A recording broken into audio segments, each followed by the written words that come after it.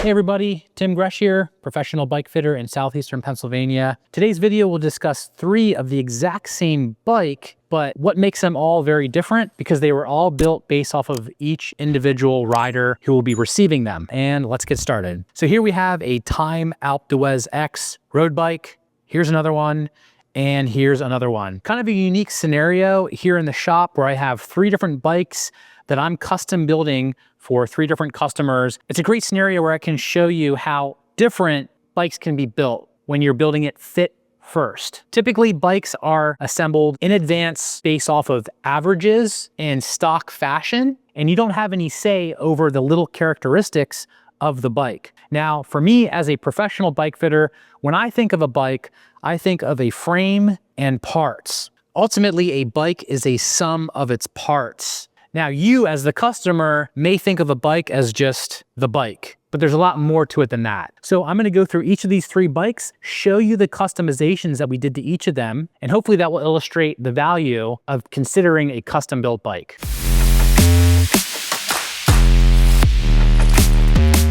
So first off, let's talk about frame size.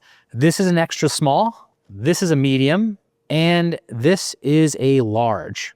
Now that is the first and most obvious choice to make in a bike is what frame size you can get. I determined that based off of each rider, their proportions, and their fit, because we did that ahead of time. I already know what seat height they need to be at. I already know the reach from the saddle to the handlebars. So I can pretty much take that information and also knowing the current bike that they have and decide on their frame size and what makes the most sense. Now, diving into this extra small Time Alpe X, let's discuss some of the customizations. So this is a customer I've been working with for a long time, and there's a lot of things that we already know about them. First off, they love the SMP VT30C saddle. So we're putting one of those on. I also know that they need a setback seat post. So seat posts do come in different configurations. You can do a 0 setback where the seat post goes up and clamps right there, or a setback where it clamps there. Essentially, a setback post will allow the rider to sit further back on the bike than a 0. This is a part that I knew ahead of time, so the bike's getting that right from the onset.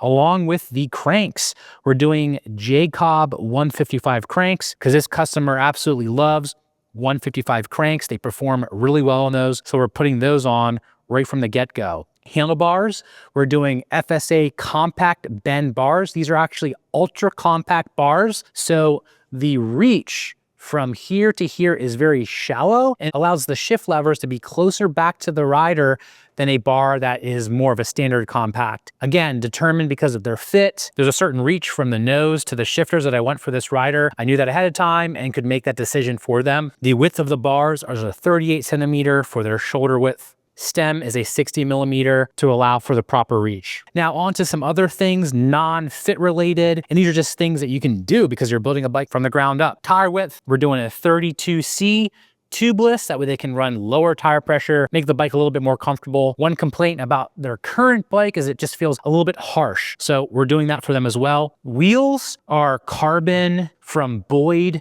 These are the Podium 36, so not a very deep wheel. It's a good climbing wheel, will be somewhat aero, but not so much that's gonna blow the rider around in the wind. This rider is about 5'4", 130 pounds. Another little detail is the rotor. Because it's a lightweight rider, we don't need a 160 size rotor in the rear. We have a smaller 140 rotor, and then in the front, a 160 rotor. So you have a little bit more braking power in the front, and you don't need as much in the rear. Now, moving along to the next bike. Same bike until you go under the hood. This is a size large. This is about a 200-pound rider, about 5'11". There's no saddle on this, of course, but this will get an SMP Dracon saddle. And I chose a Thompson seat post because nothing goes with a SMP saddle as well as a Thompson seat post.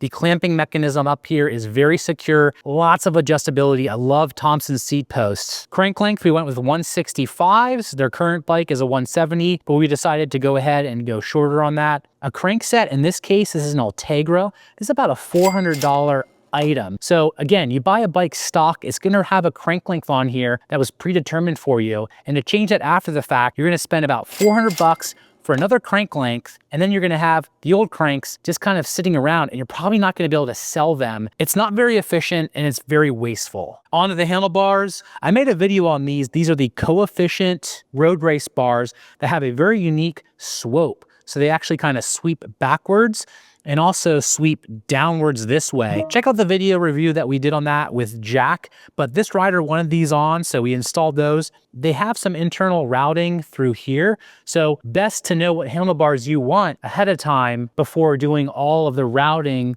of the brake hoses. Another reason why when you're building a bike from the ground up around the fit, it's much more efficient than having to make this change later on. The cost of the bar and labor to undo everything and change that is gonna really add up on you. Stem length, of course, determined based off of their body position measurements from the bars to the saddle. The wheels are from Boyd. These are actually their latest wheels, about 1,130 grams, super lightweight. I love Boyd. I have Boyd on all three of these bikes. And why did I do Boyd? I tend to be very loyal to brands if they can deliver really good products that go to my customers and they stay true, they don't come apart, and they just do the job. And Boyd does an awesome job. I really trust them.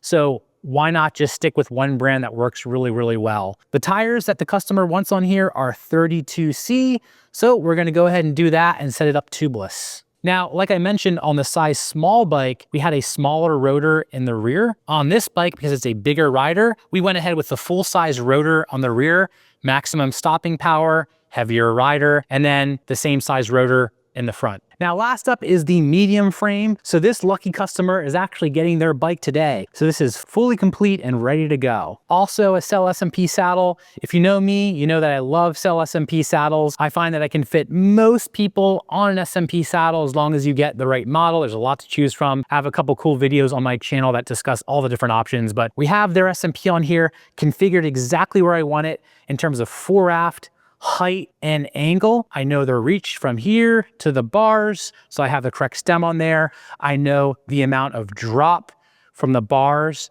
to the saddle that I want, so I have the amount of spacers in here that I want. I have the hydraulic hoses cut down to a length that makes sense based off of their bar position. The handlebars that they have here are FSA AGX 42 centimeter width. This customer likes these bars because they have kind of a wider grip in the drops, as opposed to a standard road bar. So a customization that that person wanted. Nice flat surface on the top, very comfortable. Crank length, we went with 160 because it opened up their hips and felt much better. They told me they were having some hip and lower back issues.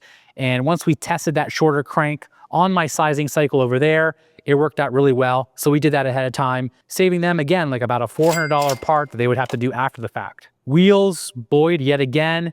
Boyd does offer some decal colors to choose from. So this is actually the Terminator Tears decal, which I think looks very cool. Supacaz bar tape, kind of a green color to match this frame, which is sort of the greenish in the Alpe d'Huez X. I like Supacaz because the tape is pretty grippy, feels good, but it comes in a bunch of different colors. And if you look good, you feel good. Gearing choice on here, we have an 1130 cassette in the back and 5034 in the front. The gear ratio that we chose on this bike is what made sense for this rider based off of the kind of riding they're gonna do. And this is another important thing when building a bike, not just the position, but also where do you ride, how much climbing you're gonna do, what's your priorities? Do you wanna be fast on the climbs?